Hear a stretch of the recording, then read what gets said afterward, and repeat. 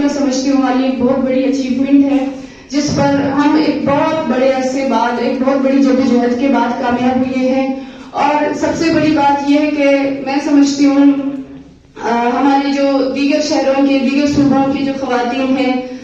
ان کو ایک یہ پریویلیج ہے کہ وہ کم از کم اپنے روزگار کے حقوق کے لیے لڑ رہے ہیں، وہ کم از کم اپنے تعلیموں کے حقوق کے لیے لڑ رہے ہیں، لیکن ہم تو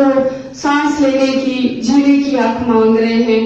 اور ہم تو اس سے بھی ہماری جو ہے المیت بڑی ہے کہ ہمیں جینے بھی نہیں دیا جاتا۔ ہمارے گھروں کے لوگوں کو ہمارے لیے جاب کرنا، ہمارے لیے تعلیم حاصل کرنا تو بہت آگے کی باتیں ہیں۔ ہم تو چاہتے ہیں کہ ہمیں ایک آزاد فضا میں سانس لینے دیا جائے، اور اس کے لیے بھی ہمارے لوگوں کو مارا جاتا ہے، اور جب ہم اس کے خلاف آواز اٹھاتے ہیں تو ہمیں دہشت گرد، ہمیں مختلف طریقوں سے ہراس کرنا، ہمیں تشدد کرنا ہمارے اوپر۔